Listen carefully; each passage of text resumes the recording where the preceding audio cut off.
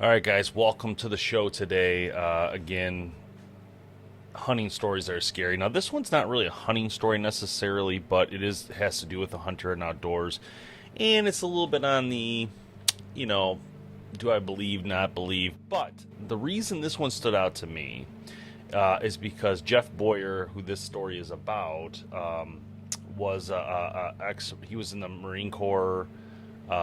He was also had been a police officer, and then he was a deputy sheriff at the end of this. So I'll tell the story here. I kind of wrote it out so I wouldn't mess it up for you guys. But this story is pretty creepy, and to be honest, the reason I wanted to tell it was mainly because he's extremely believable. And if you watch the video, I do believe what he's saying. So that's why he was on Paranormal Activity. So that's where, I heard about the story, and then I wanted to kind of follow up on it and tell you guys the story because it's just so creepy. I just needed to do it just because, if you're in the woods and you see something strange, I mean, maybe this could happen. Probably not, but, let's tell it anyway. All right, so today's story is out of Northwest Oregon. A man named Jeff Boyer was on a show where he told the story of a Bigfoot encounter. In 1997, Jeff was in the Marine Corps and just finished up with that and was a police officer. And then he decided he wanted to move to Oregon because he was a huge fan of hiking and hunting and just really wanted to go there. Jeff had a friend, a sheriff in Oregon, in a rural area of Oregon, that offered him a job as sheriff's deputy.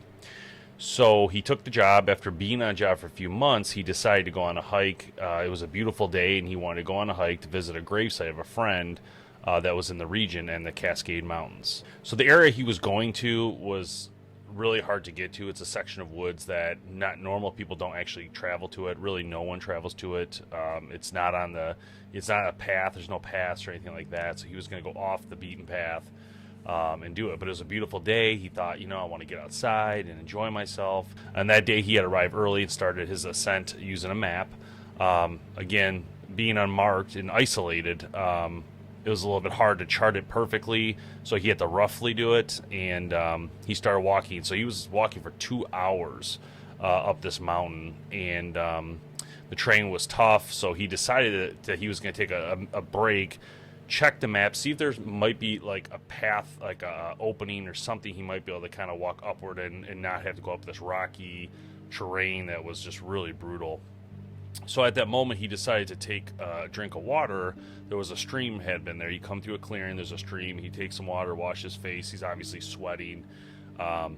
Checks his map, and then he looks at his compass. And he has to, in order to use a compass, you look through it, looking up this ridge. He's looking through now remember, he's like in a gully, and there's like a rock structure above him. He's looking through this compass, and he sees something. And it looks like a person, and he looks down, and there's a person, what appears to be a person, peering out from a tree, behind a tree. There's a big boulder, a tree, and this person looking at him. But it wasn't a person, but it was definitely human-like, where he thought the face was a human at first, but then he realized it was definitely not a human. And then while he's staring at it, he's just kind of in disbelief. It's staring at him, it's locked on him. He tilts his head, just not really on purpose, just like, what the heck is that? And the thing tilted its head at him, which really creeped him out. It creeps me out talking about it. And I'm telling you guys, when you listen to him tell this story, you're going to believe him 100%. You're not going to be like, oh, this guy's lying. I didn't feel that way at all. So Jeff, being, ex-military police officer, he had a gun. So he pulls his sidearm, and as he pulls his sidearm, the thing takes off, and it takes off so fast that he's like, can't believe how fast it moved. But now he's curious. He's like, you know what?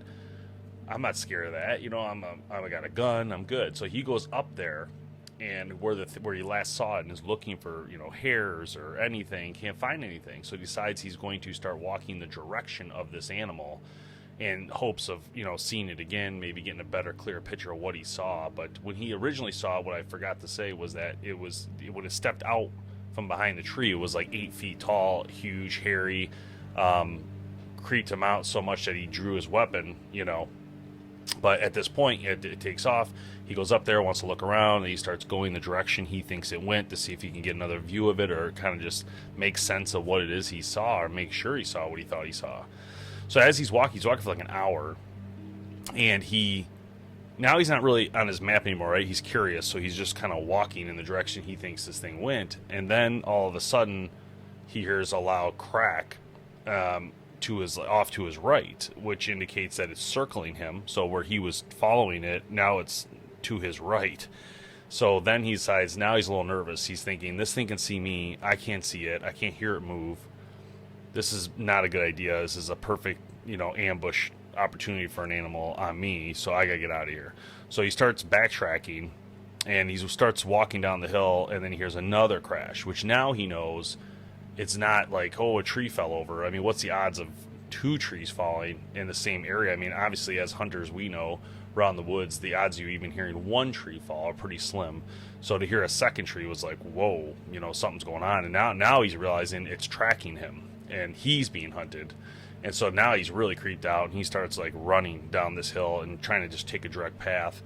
And as he's running, there's crashing happening around him, and he comes out to a clearing, and there is a deer standing in the middle of this clearing. The deer looks right at him, looks behind him, and then takes off full speed. So almost indicating that there's something behind him that's scarier than him being a human.